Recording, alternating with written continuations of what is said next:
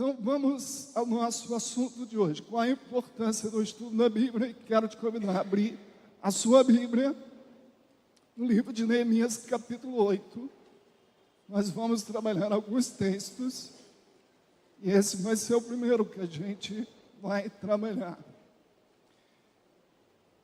Santos irmãos, eu creio que enquanto nós não entendermos a nossa necessidade das Escrituras para a gente aplicar a nossa vida diária, no nosso relacionamento com o próximo, no nosso relacionamento com Deus, nós teremos essa grande dificuldade de relacionarmos com a palavra de Deus. O primeiro ponto que eu quero pensar com os irmãos é mostrar exatamente o quanto a Bíblia ela é importante e ela é necessária. Olha para mim, não se preocupa em anotar, não se preocupe em ouvir. O curso será gravado, todas as aulas serão gravadas e depois quando acabar o curso e serem editadas, elas ficarão disponíveis no canal da igreja. Você vai poder assistir quantas vezes quiser. Então, não se preocupe em anotar que está tudo registrado, vai ficar tudo gravadinho, tá bom? Agora, vamos lá. Eu creio que o valor que nós atribuímos às coisas, ele está fundamentado em dois pilares. Preste atenção. O primeiro é o tipo de sentimento que nós temos por alguém ou por algo. Vou repetir. Preste atenção. O valor que nós atribuímos às coisas, ele está associado a dois pilares, a dois fundamentos. Primeiro, o tipo de sentimento que você tem por aquela coisa. Vou te dar um exemplo. Eu ia até trazer o meu em casa. Lá na minha cozinha tem um quadrozinho que o meu filho Gabriel, caçula, ele fez quando estava ainda na escola. Devia ter uns 6, 5, 7 anos, não me lembro. E esse quadrozinho, irmãos, está lá na nossa cozinha até hoje. Quadro pintado por uma criança. Não é um quadro de Picasso. Não é um quadro que tem nenhum valor econômico. Por que esse quadro está lá? Porque foi o meu filho caçula que pintou. Talvez aqui eu tenha algumas mães que guardam algum trabalhozinho que o seu filho fez na escola há muito tempo. Ou talvez até aquela lembrancinha que ele te deu do Dia das Mães. Tem alguém aqui que guardou isso? Ah? Quantas mães? Por que você guardou? Por que isso é importante para você? Não é pelo objeto em si, mas é pelo que ele representa. É por quem fez ele. É por esse sentimento de amor que você tem pelo seu filho que torna esse objeto importante. Compreendeu o que eu falei agora? O grau de importância que nós atribuímos às coisas está relacionado ao tipo de sentimento que nós temos por alguém ou por algo. É isso que gera para nós aquele grau de importância das coisas. Mas tem também o segundo critério que nós usamos para valorizar as coisas. O segundo critério que nós usamos é nós enxergarmos qual a utilidade que essa coisa tem para a gente. Se uma coisa não tem muita utilidade, geralmente essa coisa fica esquecida, guardada, abandonada. Se eu perguntar aqui, quem trouxe o celular? Dá um sinalzinho para mim, só quem trouxe o celular hoje, nessa manhã. Isso, não vou pedir emprestado, não. Quase todo mundo, todo mundo trouxe o celular.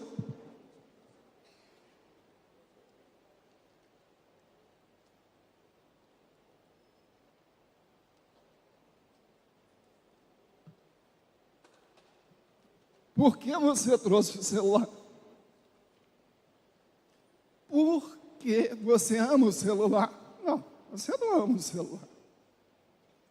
Você ama seu filho, seu marido, seus amigos, mas você não ama o celular. Se bem que tem pessoa que parece que ama, né, o celular. Mas espero que aqui não tenha ninguém que ame o celular. Você traz o celular, porque o celular, você enxerga nele uma grande utilidade. E aí então você entende que você precisa estar com o seu celular, porque você enxerga nele um grau de utilidade. Então, olha o que eu falei no início, a importância das coisas na nossa vida estão relacionadas pelo menos a dois pilares. Primeiro, o grau de sentimento que nós atribuímos às coisas. Em segundo lugar, o grau de necessidade que nós encontramos nessas coisas, ou seja, o grau de utilidade que nós encontramos nessas coisas. Por isso que o celular é tão importante para a nossa vida, porque ele tem uma grande utilidade. Com isso eu estou querendo dizer que somente quando o nosso coração amar verdadeiramente a palavra do Senhor, e nós conseguimos enxergar nela a utilidade para a nossa vida, que ela vai ter o espaço que Deus quer que ela tenha na nossa existência, no nosso dia a dia. Quando nós conseguirmos ter o mesmo sentimento pelas Escrituras que o salmista demonstra lá no Salmo 119, ou no Salmo 1, ou no Salmo 19, que eu acabei de ler, e quando a gente enxergar na Bíblia como que ela é útil para a nossa vida, o nosso relacionamento com a Bíblia, então, vai mudar. E aí ela vai ter na sua vida um espaço de muito mais autoridade e de muito mais relevância. Nessa primeira aula, eu quero te ajudar exatamente a enxergar essas duas coisas que nós precisamos ter pelas Escrituras. Tanto o nosso sentimento, o nosso amor pelas Escrituras, quanto a utilidade que ela tem para a nossa vida. E, consequentemente, conseguirmos enxergar como nós necessitamos da palavra do Senhor. Os irmãos compreenderam a base do nosso raciocínio? Então, sendo assim, nessa primeira aula, eu vou fazer isso usando alguns textos para te mostrar esse grau de utilidade da Escritura e, consequentemente, para nós enxergarmos o quanto nós necessitamos dela. E o primeiro texto que eu quero trabalhar é exatamente esse de Neemias, capítulo 8, versículo, nós vamos estar lendo do 1 ao verso 12. Então, o primeiro ponto que está escrito aí na sua apostila, qual é? E está aqui no slide também. Leia para mim. Todo mundo, bem forte. Vamos lá? O verdadeiro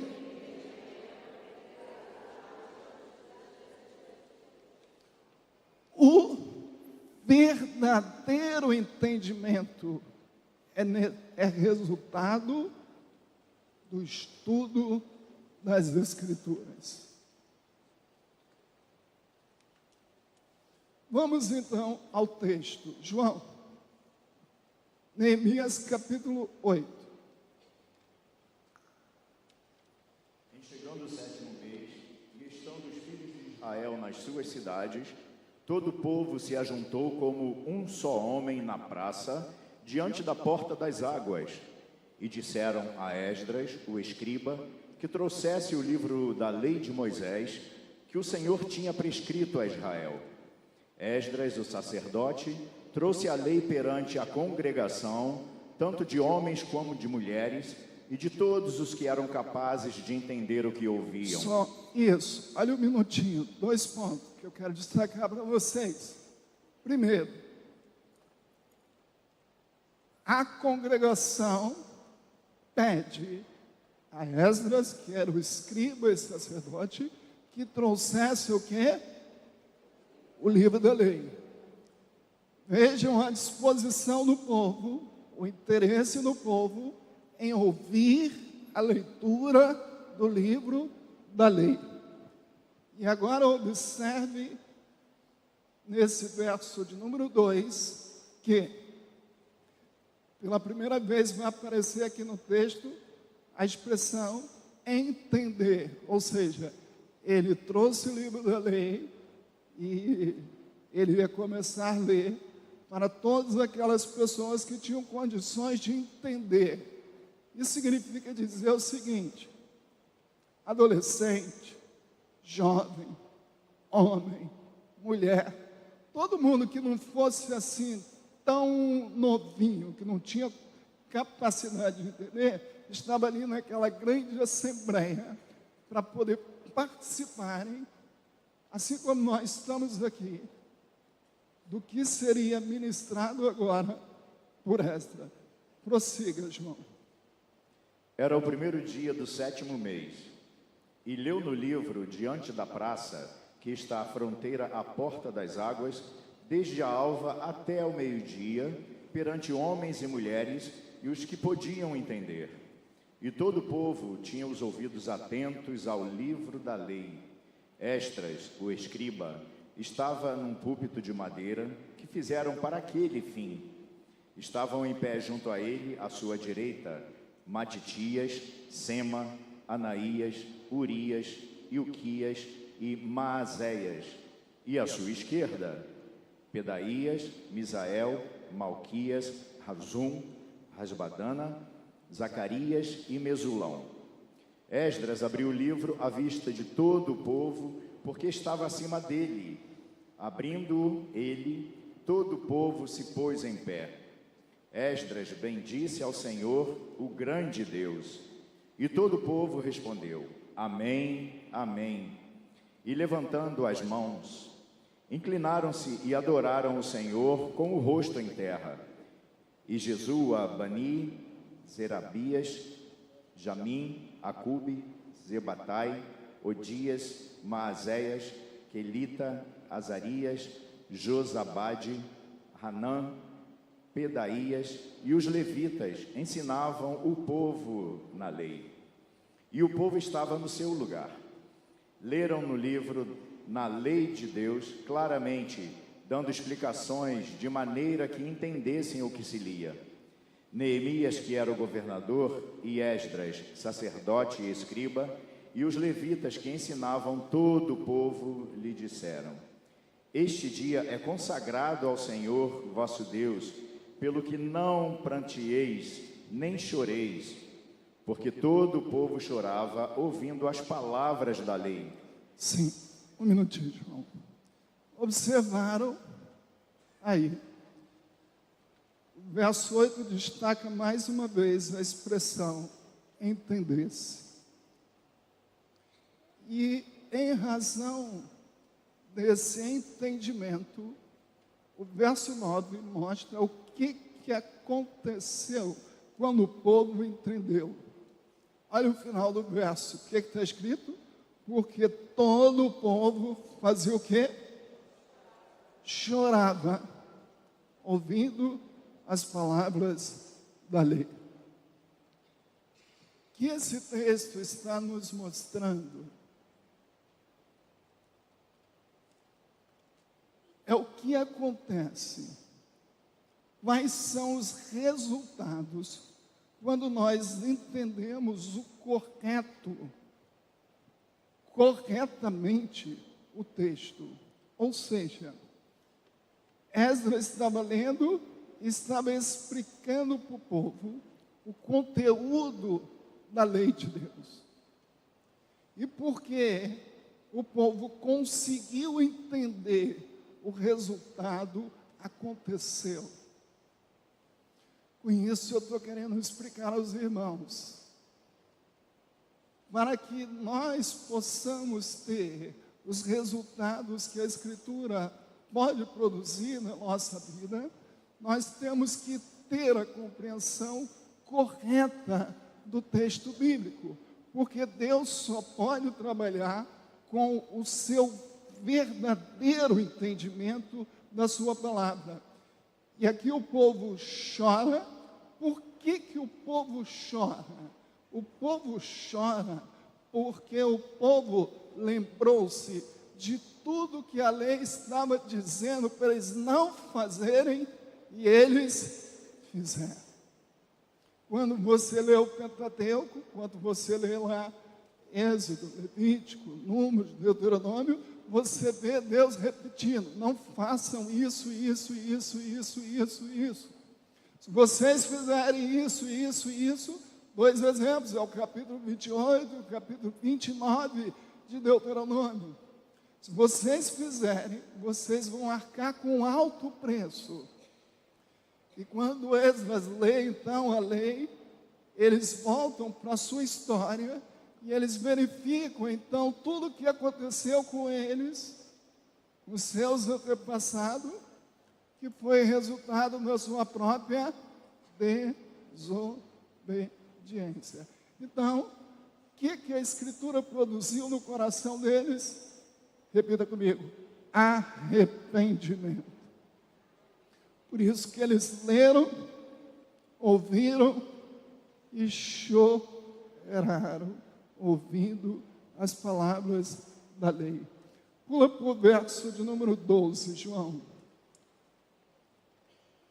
Então todo o povo se foi a comer, a beber, a enviar porções e a regozijar-se grandemente, porque tinham entendido as palavras que lhes foram explicadas.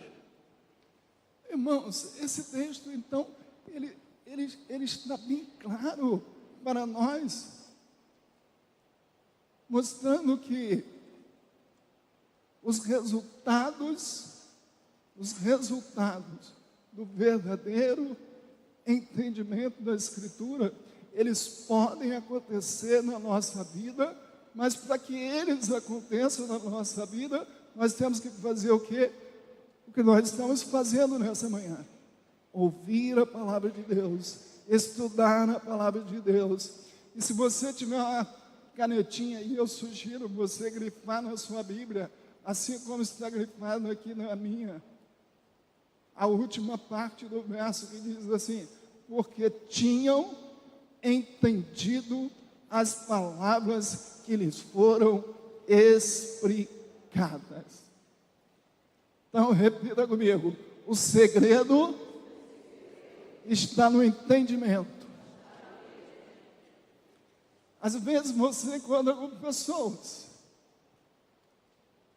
ela já pode ter lido a Bíblia toda, ela já pode ter lido até mais de uma vez as Escrituras, mas o segredo não está só na leitura. O segredo está no verdadeiro entendimento das Escrituras. E os irmãos observaram aqui quem foi que ajudou eles a entenderem as Escrituras.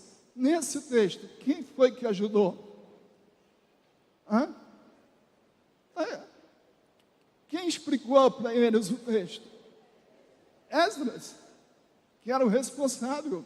Era o sacerdote, era o escriba, era quem ensinava ao povo. Esdras ajudou eles a entenderem. Cada professor que está na escola bíblica, cada professor que está no CETEB, cada professor que está no CIAB, cada pastor que vem aqui nesse púlpito, faz o mesmo papel, o papel de nos ajudar a entendermos as Escrituras.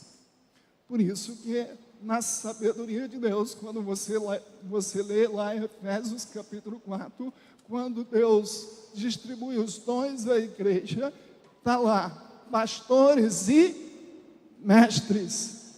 Por quê? Porque Deus chama pessoas para ajudar outras pessoas a entenderem a sua palavra. Por quê, irmãos? Porque somente com o entendimento correto da sua palavra, Deus poderá trabalhar essa palavra em nosso coração. Porque se nós não tivermos a compreensão correta, nós estaremos desviados do verdadeiro propósito que Deus diz através da sua palavra. Por isso que eu coloquei aqui na apostila que o nosso curso quer ajudar cada um dos irmãos a desenvolverem a sua habilidade em estudar e entender as Escrituras com fidelidade. Diante de Deus, quantos querem, diante de Deus, nessa manhã, crescer na sua habilidade de estudar e de entender as Escrituras com fidelidade? Dê um sinal. Não é diante de mim, é diante de Deus.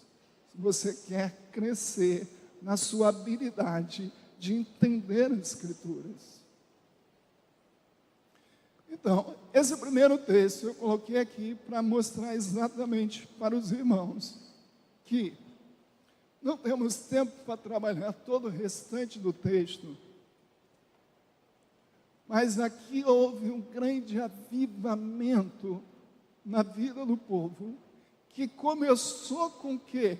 Começou com a exposição da palavra de Deus, começou com o ensino da palavra de Deus, começou com o povo confrontando o seu coração com aquilo que Esdras estava lendo para ele. Resultado, você vai ler em casa, que é o capítulo 9, tudo que aconteceu como consequência desse entendimento que o povo teve da palavra de Deus. Houve um extraordinário mover no coração do povo por causa da exposição da palavra de Deus. Deus sempre trabalha a partir da ministração da sua palavra. E é por isso que a nossa igreja promove esses encontros. É por isso que a nossa igreja se preocupa em ensinar a Bíblia. E que cada um de vocês aprendam a manusear a sua Bíblia, a ler a sua Bíblia. Que nós temos certeza absoluta que somente a palavra de Deus pode nutrir o coração do crente e fazer ele enraizado na sua fé, para poder se manter firme, mesmo diante das tribulações, das tentações. Nós só podemos vencer se nós estivermos enraizados na Escritura. Então, repita comigo o primeiro ponto. Número 1, repita para mim, leia.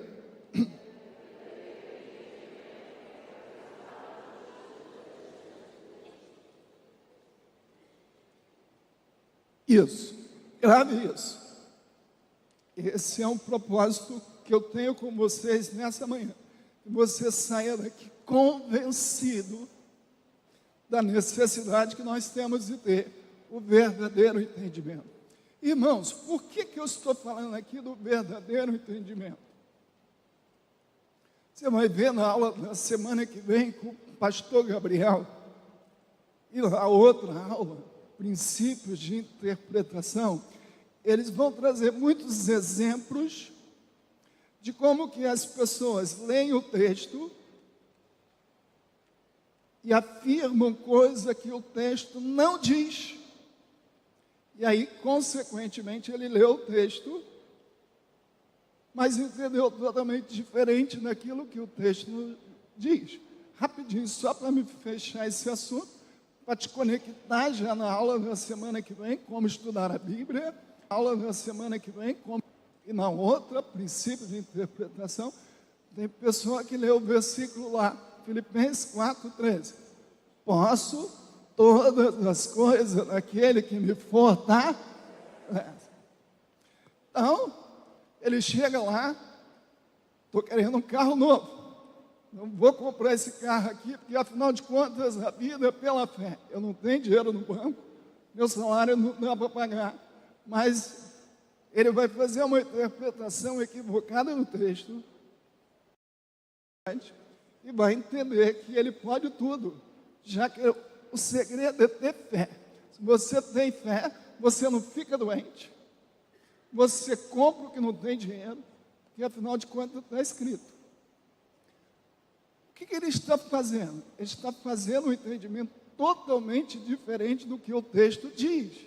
Porque se ele lê o versículo anterior, Paulo está dizendo assim: sei ficar de barriga cheia, sei ficar de barriga vazia, sei ser atribulado, sei ficar em paz, sei sofrer, eu sei passar por qualquer tipo de tribulação, mas com a graça de Deus eu sou fortalecido e eu posso todas as coisas. Ou seja, está querendo dizer que ele pode enfrentar qualquer circunstância difícil, que a graça de Deus vai supri-lo para poder enfrentar o sofrimento. Viu como muda o sentido das coisas? Por isso que eu coloquei aqui, que é o verdadeiro, mais uma vez, repita comigo, o verdadeiro entendimento. Então, vamos para o segundo ponto. Já gastei muito tempo nisso, mas foi necessário. Número 2. Por que nós precisamos? Por que nós necessitamos da Escritura? Número 2, o que é? Leia ali. Um anúncio. Leia na sua apostila. Número 2, qual é?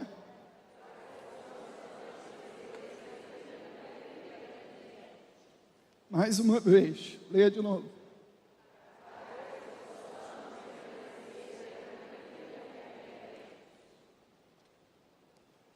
Leia agora, João, lê esse texto para mim, 2 Timóteo 3,14. Tu, porém, permanece naquilo que aprendeste e de que foste inteirado, sabendo de quem o aprendeste. Tu, porém, permanece naquilo que aprendeste. A preocupação de Paulo aqui com o Timóteo era de que ele fizesse o quê? Repita comigo. Permanecesse. Um sinônimo da palavra permanecer. Esse lado aqui, um sinônimo da palavra permanecer. Perseverar, persistir, continuar, certo?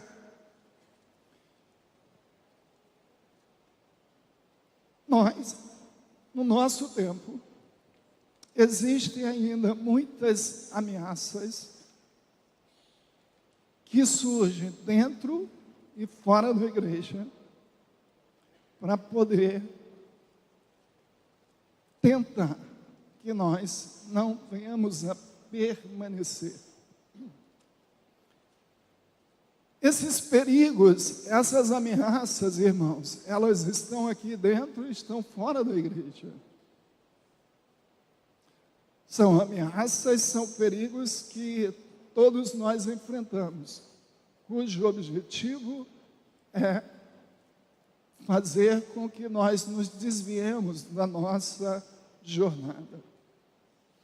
E um desses perigos, uma dessas ameaças, são os falsos mestres. Repita comigo: falsos mestres é uma ameaça que surge dentro da igreja. Os falsos mestres são aqueles que surgem dentro da comunidade evangélica. São aqueles que surgem dentro das igrejas. E o outro perigo? O outro perigo é aquele que está do lado de fora. É aquele que está no mundo. E eu vou rapidamente mostrar aqui para os irmãos que nós precisamos do estudo da Escritura, da compreensão correta da Escritura, para vencermos esses dois perigos. O perigo interno, que são os falsos mestres, e o perigo externo. Qual é o perigo externo? O perigo externo, eu destaquei aqui, são as ideologias, são os sofismos, é a influência da nossa cultura, na nossa mentalidade cristã. Mas vamos tratar primeiro dos perigos dentro da igreja. Perigo dentro da igreja.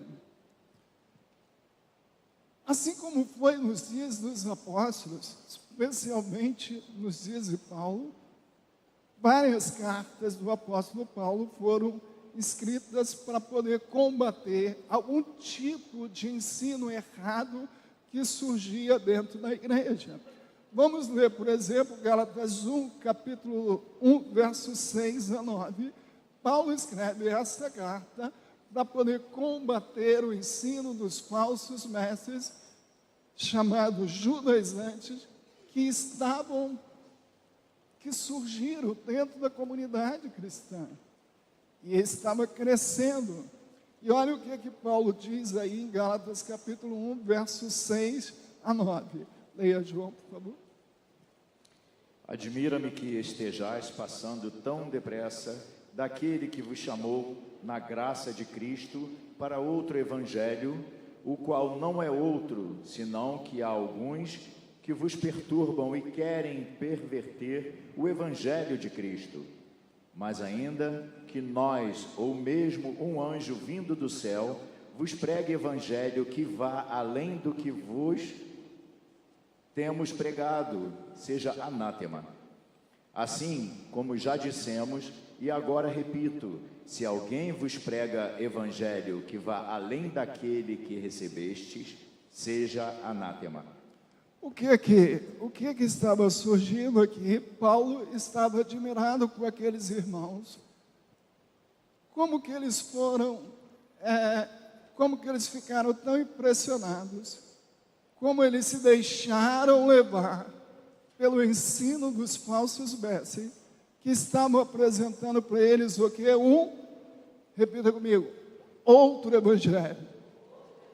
Mais uma vez, outro evangelho. Quando você vai na farmácia, o remédio está muito caro, o que você pergunta lá no farmacêutico? Tem genérico? Geralmente a diferença do original para o genérico é grande, né? E a gente toma o genérico e o propósito é que o genérico produza o mesmo efeito que o original, certo? Agora, fala para o seu irmão, não existe evangelho genérico. Irmãos, o evangelho é só um. Não existe evangelho genérico. O evangelho é só um. É aquele que foi anunciado por Cristo. É aquele que é anunciado pela Escritura. É aquele que foi pregado pelos apóstolos. É aquele que veio pregado ao longo da história da igreja por mais de 2000 anos pela igreja de Cristo, pela igreja fiel à palavra de Deus. Então, não existe evangelho genérico, ou seja, aquele que parece evangelho, tem cara de evangelho, mas no fundo, não é evangelho. E Paulo, quando escreve essa carta aos Gálatas, eu te aconselho a ler a carta toda, para você ver a dimensão do ensino dele, mas qual era a intenção dele? Combater esse perigo do falso mestre, dos falsos ensinos. E meus irmãos, os falsos mestres, então, sempre foi um perigo para a história da igreja. Olha como que Paulo coloca o perfil deles em Filipenses capítulo 3, versículo 17 a 19. Leia para mim, João. Filipenses capítulo 3, versículo 17. Paulo chama os falsos mestres, Paulo chama essas pessoas de inimigos da cruz de Cristo. Filipenses capítulo 3, 17, 18 e 19. Leia para mim, João. Irmãos, sede imitadores meus e observai os que andam segundo o modelo que tendes em nós. Pois muitos andam entre nós, dos quais, repetidas vezes, eu vos dizia e agora vos digo, até chorando, que são inimigos da cruz de Cristo. O destino deles é a perdição, o Deus deles é o ventre e a glória deles está na sua infâmia, visto que só se preocupam com as coisas terrenas. Irmãos, quando eu li esse texto, uma coisa me chamou a atenção aqui. Paulo está aqui descrevendo um falso mestre, um falso apóstolo, um falso pastor. Olha, por que isso é importante? Isso é importante você identificar, para você confrontar que tipo de pessoa você pode ouvir. E olha o que é que ele diz sobre as características dele. O Deus dele é o ventre. O que quer dizer isso? O Deus deles é o ventre. Isso fala pela busca deles, pela comida, pelo prazer, pelo apetite. O Deus deles é o ventre. E olha como ele coloca: a glória deles está na sua infâmia, visto que só se preocupam com as coisas. Irmãos, olhem para mim agora, presta atenção. Visto que só se preocupam com as coisas terrenas. Evangelho que só trata de coisas terrenas não é evangelho. Evangelho trata de quê? De eternidade, de salvação, de perdão de pecados, de arrependimento. Evangelho que promete vida fácil, evangelho que promete saúde, crente à prova de doença, evangelho que promete prosperidade máxima. Isso não é evangelho. Já acontecia aqui nos dias de Paulo, uma pregação que só se preocupava com as coisas, de novo, terrenas. Mas tem muita gente que só quer ouvir sobre as coisas terrenas. Então, aonde estiver anunciando coisas terrenas, aqui que está a bênção. Por quê? Porque se o objetivo estiver somente nas coisas terrenas, está fugindo do propósito do evangelho. Deu para entender isso? Agora, olha uma outra característica que Paulo coloca aqui, que eu faço questão de chamar a atenção dos irmãos.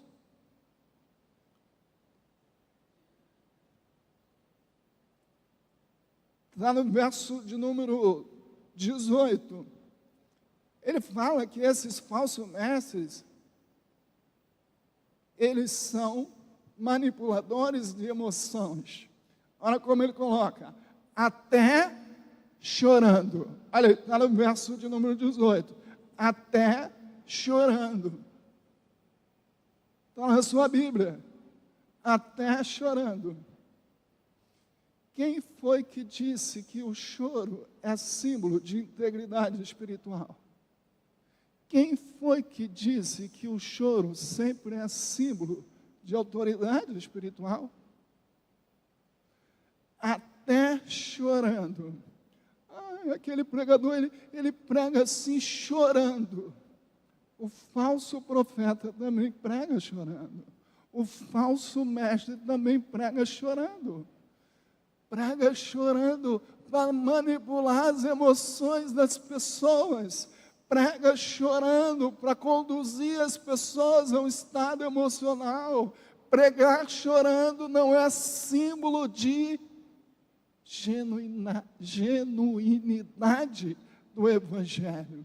E isso já acontecia aqui. Paulo falou, esses homens têm uma aparência de espiritualidade. Esses homens parecem até crente, mas o Evangelho que eles pregam é o falso Evangelho. Por quê? Porque é um Evangelho que só se ocupa das coisas terrenas. Quero que você saia daqui nessa manhã com esse perfil do falso mestre. Por quê? Para você estar vacinado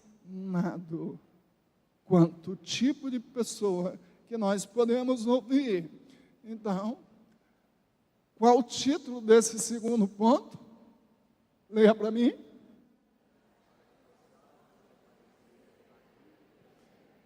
Para que nós possamos permanecer firmes, irmãos, no verdadeiro Evangelho, nós precisamos olhar sempre para as Escrituras, entender, estudar o verdadeiro conteúdo das Escrituras. Abriu lá uma porta, colocou igreja fulano de tal. Hoje, o que mais nós vemos é essa multiplicidade de pessoas que vão para a internet e se intitulam ali um mestre espiritual. E estão pregando, estão querendo vender uma imagem de alguém que tem intimidade com Deus, de alguém que conhece a Escritura, de alguém que recebeu um chamado de Deus. Mas se você for olhar a história dele, e se você for olhar o Evangelho que ele prega, você vai reprobá-lo à luz do que Paulo ensina. Mas vamos para o terceiro ponto. Número 3. Terceiro ponto. Aliás, deixa eu falar rapidinho aqui. Eu falei da ameaça interna. Agora deixa eu falar aqui da ameaça externa. Aquilo que ameaça a nossa fé fora da igreja. Para a gente ir para o terceiro. Repita comigo. Ideologias, sofismas, cultura. O tempo que nós vivemos é um tempo marcado por muitas ideologias. Aquilo que Paulo chama em 2 Coríntios 10, ele chama de sofisma, ideologia. O que é um sofismo? O que é uma ideologia? É um pensamento organizado, inteligente, que tem início, meio e fim. É uma tese, é uma forma de expor uma ideia com o objetivo de mostrar a alguém alguma realidade que está ali por detrás. E hoje, o tempo que nós vivemos é um tempo marcado pela influência do pensamento que é resultado de uma ideologia do mundo que a gente vive, que é a chamada ideologia ou pensamento, a forma de ver o mundo do relativismo. O que quer dizer isso? quer dizer que não existe uma verdade absoluta, que não existe um conceito absoluto, quer dizer que as coisas dependem de quem vai interpretar, de quem vai falar, não existe um conceito absoluto de verdade. Cada um tem a sua verdade e cada um pode viver de acordo com aquilo que a sua consciência lhe diz. Afinal de contas, o importante é ser feliz. Outra ideia forte do nosso tempo, você já observou? Você vai no restaurante, você monta o prato do jeito que você quer. Não é assim no self-service? Tem gente que come feijão, tem gente que não come feijão. Tem gente que come arroz, tem gente que não come arroz. Tem gente que come frango, tem gente que come carne. Você vai no restaurante, você monta o prato de acordo com o que você quer. É assim ou não é? Você vai na lanchonete, no fast food, você encomenda comida de acordo com o seu gosto. Desde um sanduíche até um prato.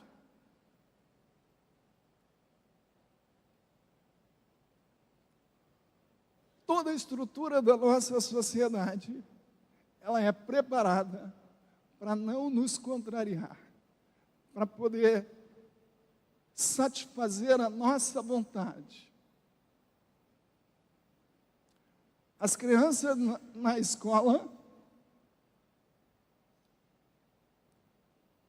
se o professor chamar a atenção dela de uma forma mais dura, no outro dia esse professor vai ser demitido. Aqueles irmãos que pertencem à rede pública, e isso são professores, sabem muito bem como que eles estão impedidos de exercer autoridade e disciplina com as suas turmas, porque o sistema não permite que o aluno seja contrariado, seja disciplinado. Toda a estrutura da nossa sociedade está voltada para não contrariar as pessoas, para que prevaleça a nossa vontade. Afinal de contas, a razão é do consumidor. Tudo isso faz parte de uma leitura desse mundo de que a nossa vontade precisa prevalecer. E de que para mim ser feliz eu tenho que cumprir sempre, satisfazer a minha vontade. As criancinhas pequenas estão clamando pela autoridade dos seus pais, porque crianças pequenas, elas que ainda não têm a sua vontade definida, ou o seu sistema cognitivo formado, os pais permitem que as crianças pequenininhas exerçam a sua vontade sobre a própria autoridade do pai.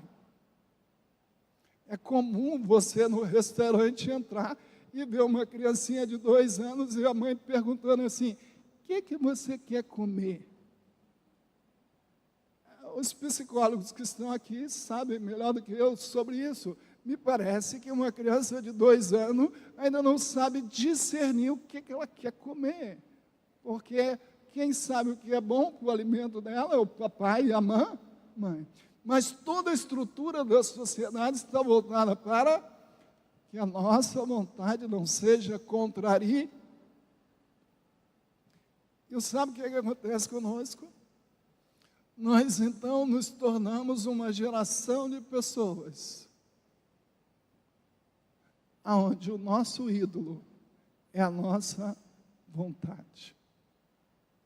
Chega na igreja, eu quero que o pastor pregue aquilo que eu quero ouvir.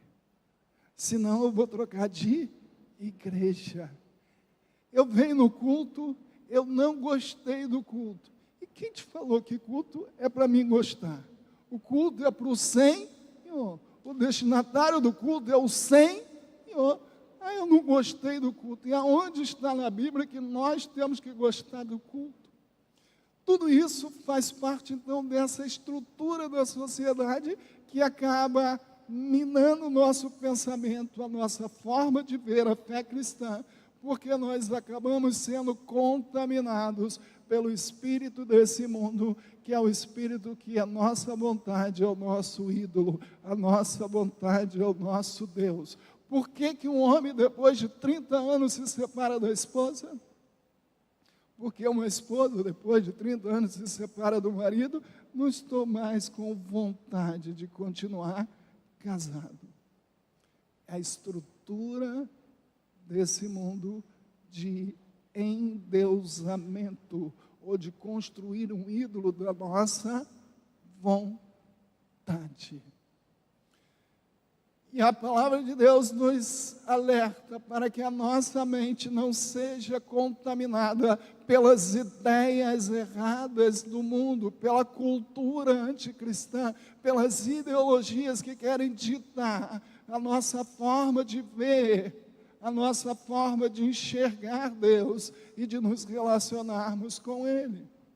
Por isso que eu coloquei que só com o conhecimento da Escritura nós podemos vencer as ameaças dentro da igreja e as ameaças de fora da igreja. Aqueles que concordam comigo, digam amém. Mas se você não concorda, aí fica quietinho, então. Número 3, então. Número 3.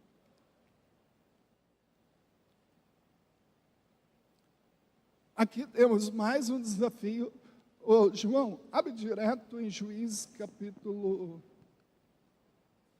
2, verso 10 a 12. Juízes capítulo 2, verso 10 e 12. O que é que está escrito aí no 3? Número 3. Ao slide aí, número 3. Mais uma vez, para que possamos...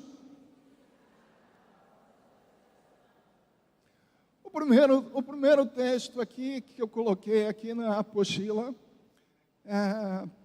Paulo faz referência na sua carta a Timóteo, que Timóteo recebeu no seu lar uma educação cristã. E Paulo faz referência a 3 gerações. A 3 gerações. Está escrito aí na sua apostila, capítulo 1 de 2 Timóteo, versículo 5. Leia comigo.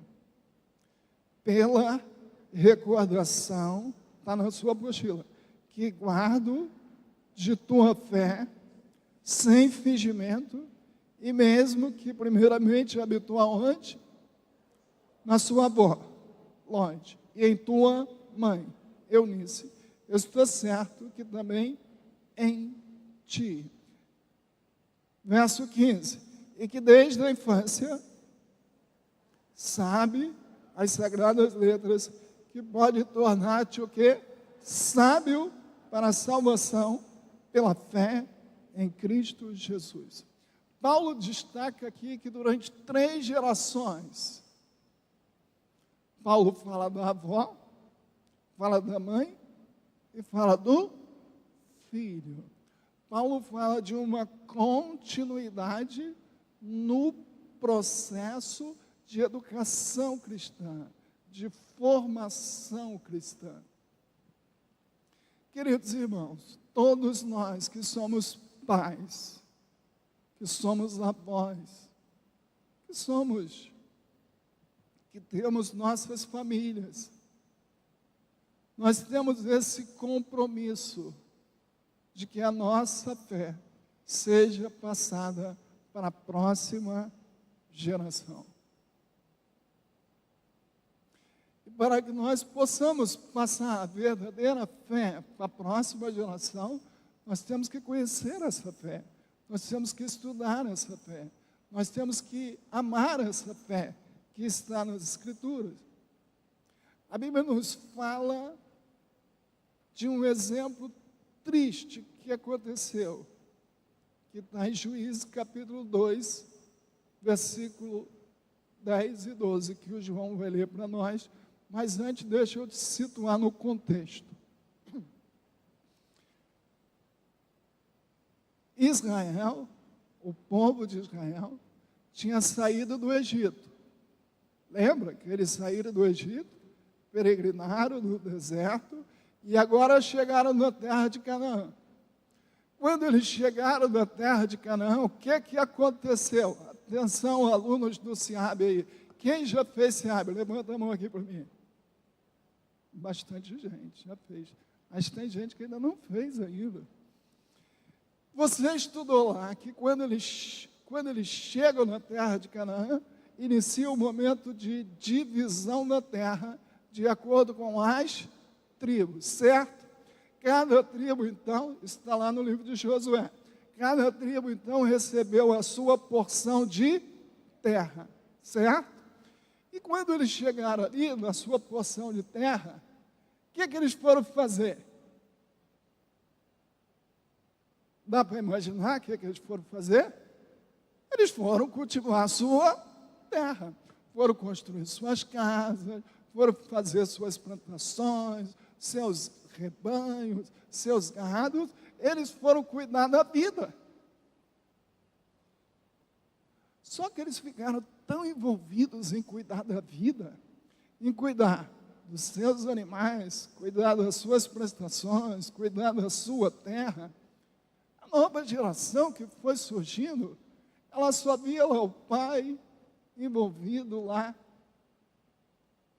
na plantação, no cuidado com os animais, construindo suas casas, e nisso o tempo foi passando.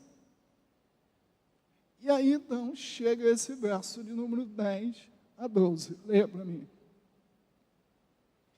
Foi também congregada a seus pais toda aquela geração. E outra geração após eles se levantou, que não conhecia o Senhor, nem tampouco as obras que fizera a Israel. Só um ponto. O que está escrito aí, irmãos? Outra geração se levantou, prossiga, que não conhecia o Senhor. Leia o restante, João. Então fizeram os filhos de Israel o que era mal perante o Senhor, pois serviram aos Baalins. Deixaram o Senhor, Deus de seus pais, que os tirara da terra do Egito, e foram-se após outros deuses, entre os deuses das gentes que havia ao redor deles, e os adoraram, e provocaram o Senhor a ira. Irmãos, você consegue ver a tragédia? Levantou-se uma geração que não conhecia o Senhor. E já que eles não conheciam o Senhor, eles foram atrás de outro Senhor. Eles foram atrás de adorar os ídolos, os deuses das nações vizinhas. A idolatria tomou conta. O pecado dominou. O que é que acontece? A ira de Deus, então, se manifesta sobre o povo no livro de Juízes. E aí, quando você lê o livro de Juízes, você vê, então, esse ciclo de Deus castigando o povo, porque o povo estava longe dele. Mas aonde que começou isso, irmãos? A nova geração não conhecia o Senhor. O nosso propósito é que nessa igreja, todos os nossos jovens, todos os nossos adolescentes, todas as nossas crianças conheçam o Senhor. Nós não queremos uma geração apenas de médicos, advogados, engenheiros, empresários, homens prósperos. Nós queremos isso. Mas, acima disso, queremos uma geração de homens e mulheres que conheçam Jesus Cristo. Só que essa responsabilidade é da atual geração. é a atual geração que precisa orar, que precisa ensinar a nova geração quem é o nosso Deus.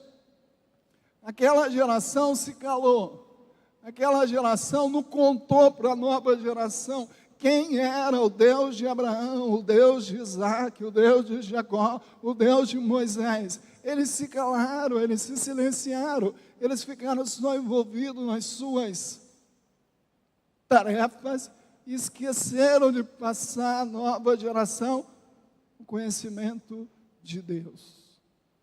Então, nós precisamos estudar a Escritura, porque nós temos um compromisso com essa geração. Nós queremos que a nossa geração seja uma geração que conheça o Senhor. Amém? Então, é a nossa responsabilidade. Número 4, por que nós precisamos estudar as Escrituras? Ou qual é a importância do estudo da Escritura? O ponto número 4. O que está escrito aí? Já estou encerrando esse primeiro momento. Por sua utilidade para a nossa vida. A sua utilidade para a nossa vida. Lembra que eu falei no início? A importância que nós atribuímos às coisas está sobre 2 pilares. Primeiro, o tipo de sentimento que eu tenho por essa coisa. Segundo, o grau de utilidade. Leia para mim, João. 2 Timóteo 3,16.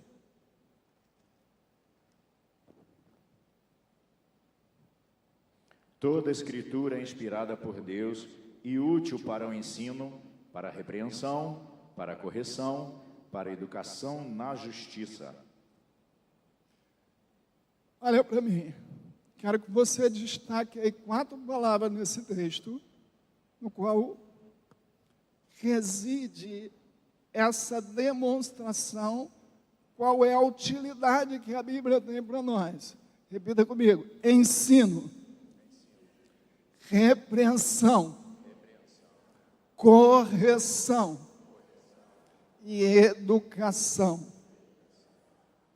Essas 4 palavras que Paulo destaca para Timóteo, elas mostram sobre o ângulo que Paulo estava falando aqui, qual é a utilidade que a Bíblia tem para a nossa vida. E é importante a gente entender o que ele está querendo dizer através dessas 4 palavrinhas. Eu coloquei aqui o pensamento da Bíblia Viva, que fala o seguinte: a Bíblia inteira nos foi dada por inspiração de Deus, e ela é útil para nos ensinar o que é verdadeiro, para fazer compreender o que está errado em nossas vidas, e ela nos endireita, nos ajudando a fazer o que é correto. A Bíblia ela não tem a finalidade de satisfazer a nossa curiosidade, a nossa especulação, mas ela é eficiente para o ensino da doutrina, do que é verdadeiro, do que é certo, daquilo que Deus quer nos revelar. Então, a primeira utilidade que Paulo demonstra está na palavra ensino. A Bíblia nos foi dada para o nosso ensino. O que quer dizer isso? Para nos revelar a verdade. A palavra ensino aqui é uma palavra que tem a mesma tradução da palavra doutrina. O que é doutrina? Doutrina é um conjunto de informações que a Escritura tem sobre determinado assunto. Então, a Bíblia nos foi dada para que traga para nós a doutrina, o ensino de Deus sobre o quê? Sobre a verdade que Ele quer nos revelar através da sua palavra. Agora, é só doutrina? é só ensino? Ainda tem mais. A segunda palavra é a palavra repreensão. Repita comigo, repreensão. O que quer dizer Paulo quando ele fala de repreensão? Repreensão, essa palavra ela tem alguns significados. Repreensão fala de convicção, de reprimenda, de punição, mas aqui ela tem o sentido de condenar o erro. Quando nós lemos a Bíblia, uma das coisas que ela nos mostra é o nosso caminho de pecadores.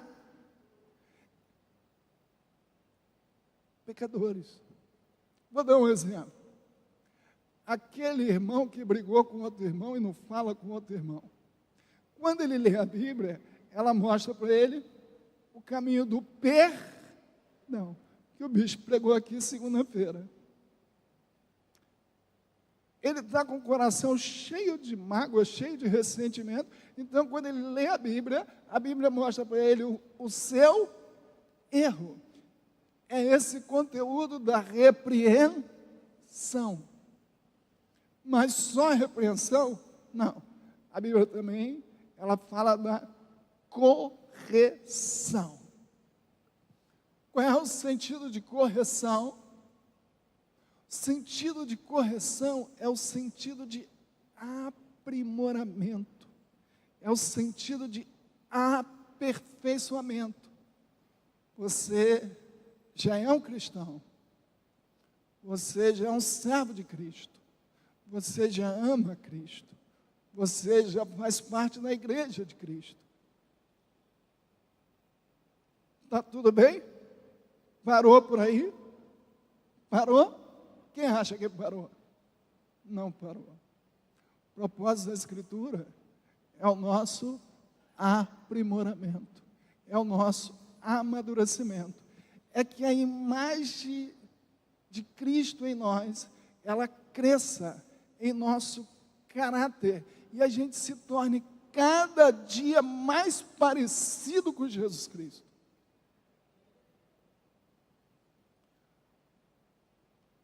Talvez você me pergunte, pastor, como nós podemos identificar uma pessoa cheia do Espírito? Aí alguém vai responder, pela quantidade de línguas estranhas que ela fala. Errado.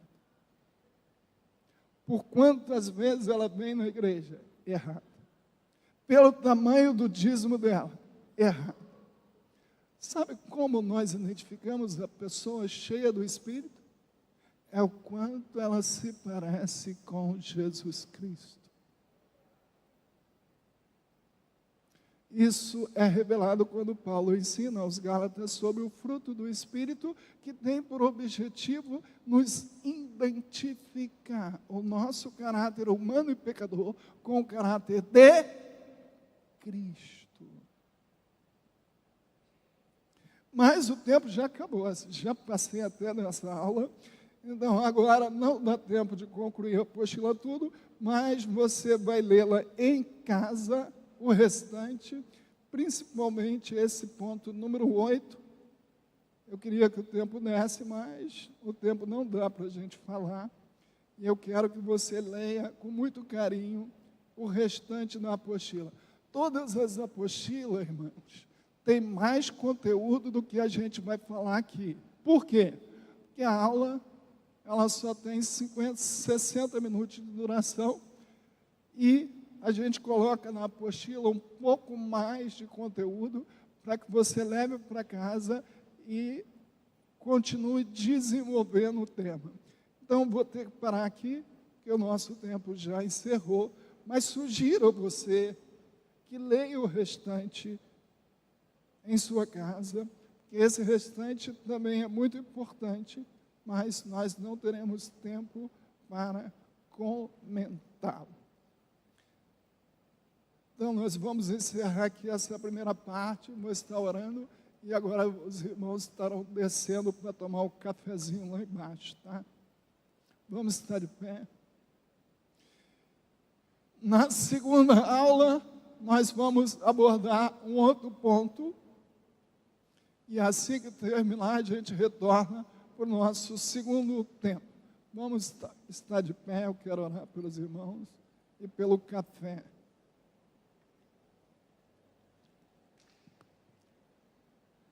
Queridos irmãos, tudo isso que eu falei aqui deve nos levar a um lugar. Que lugar é esse? O lugar de nós revermos na nossa vida qual é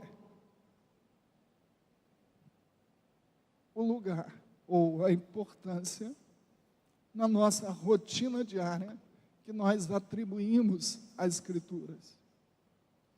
Meu desafio é que você entenda o quanto é importante estudar, o quanto é importante entender a Escritura. Mas mais do que isso, não só aprender como estudar, como entender, mas colocar isso em prática. Como? No seu dia a dia, no seu trabalho de ler a Bíblia, de meditar na Bíblia, de parar para ouvir Deus falar. Quero fechar essa aula falando algo. Algumas pessoas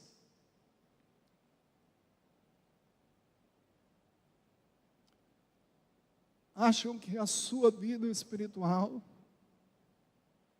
ela vai dinamizar, ela vai atingir um ápice quando ela for participar de um retiro, quando ela for participar de uma conferência, quando ela for participar de um evento especial. Aquele dia, aquela semana é uma semana